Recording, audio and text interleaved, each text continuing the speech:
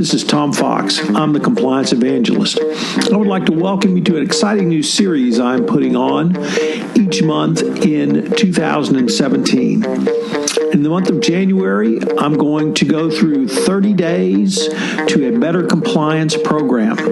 So each day I will detail some part of a compliance program that you can utilize to help you improve to have a best practices compliance program for 2017.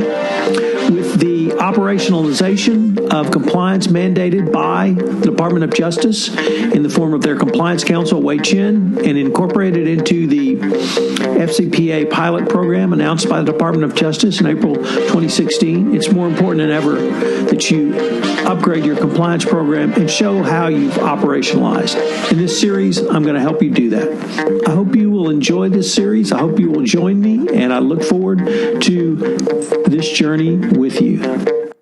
This is Tom Fox. Welcome to day 26 of 30 days to a better compliance program. Today, mapping of your internal compliance controls. As they made clear in several FCPA enforcement actions from 2016 and 2015, the Securities and Exchange Commission has placed a renewed interest in the accounting provisions of the FCPA, specifically the internal controls provision. I point back to the BHP enforcement action, which really set the standard for this type of internal controls review and enforcement, as there was a $25 million fine, yet there was no evidence that bribes were paid in violation of the FCPA. And it was only poor internal controls that led to that very large fine. Kara Brockmeyer, the chief of the FCPA unit within the SEC, has said that the SEC is committed to protecting investors in U.S. public companies and those which list other securities in the U.S. through enforcement of the accounting provisions, including the internal controls of the FCPA. It would seem like the reason is straightforward. A company with rigorous internal controls is better able to prevent, detect, and remedy any FCPA violation which may occur. Well, what can you do around the FCPA's requirements for internal controls and the current SEC enforcement emphasis on the accounting provisions, including internal controls? I would suggest you begin with an exercise where you map your internal controls that your company currently has in place to the indicia of the 10 hallmarks of an effective compliance program as set out in the FCPA guidance. While most compliance practitioners are certainly familiar with the 10 hallmarks, you may not be as familiar with the standards for internal controls. Here, I would suggest you begin with the COSO 2013 framework as your starting point. This exercise would give you a good opportunity to meet with the heads of internal audit, finance and accounting, treasury, or other functions in your company which deal with financial controls. Talk with them about the financial controls you may already have in place. An easy example is employee expense reports. Every company where I've ever worked or even heard about requires expenses for reimbursements to be presented in a documented format on some type of expense reimbursement form. This is mandatory for IRS reporting, so all companies perform this action. See how many controls are currently in place. Is the employee who submits the expense reimbursement required to sign it? Does the employee's immediate supervisor review, approve, and sign off on it? Does any party in the employee's direct reporting chain review and approve and then sign off on that oversight? Does anyone from accounts payable review and approve both for accuracy and to make sure that all referenced expenses are properly receipted? Is there any other review in accounts payable which occurs? Is there an aggregate review of expense reports? Is there a monetary limit over which additional reviews and approvals occur? Now, if the employee has submitted expenses for activities that occurred outside the U.S., are there any foreign government officials involved? Were those employees identified on expense reimbursement forms? Was the business purpose of the expense a meal, gift, or other hospitality which was recorded? Can you aggregate the money spent on any one foreign official or by any single employee in your expense reporting system? All of these are internal controls that can be mapped to an appropriate prong of the 10 hallmarks or other indicia of an effective compliance program. You can take this exercise through each of the 5 objectives under the COSO 2013 framework with its 17 principles and indeed the 84 points of focus. From this mapping, you can then perform a gap analysis to determine where you might need to implement additional internal controls to take your anti-corruption program up to the next level. This can lead to, obviously, the remedial steps you would need to take. For example, you can recommend procedures be written for all key compliance areas in which there are currently no procedures, and your existing procedures can be updated to include compliance issues and clear definitions around controls which are to be evidenced. Through this, you can move from having detect controls in place to having prevent controls in place, and perhaps even prescriptive controls in place wherever possible. As a chief compliance officer or compliance practitioner, this is an exercise that you can engage in at no cost. You simply investigate and note what internal controls you have in place and how they may be a part of any anti-corruption efforts you have going forward. As I said, the exercise is straightforward.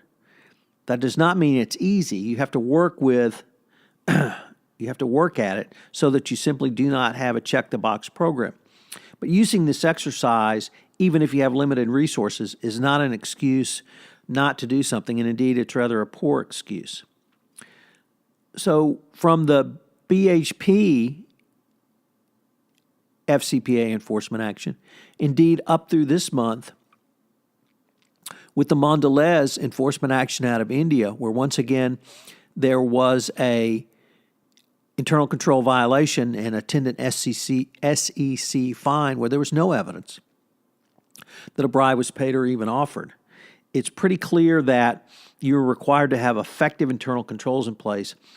And by engaging in this COSO or this mapping exercise mapped to the COSO framework, you can figure out what you have in place and, more importantly, what internal controls you don't have in place.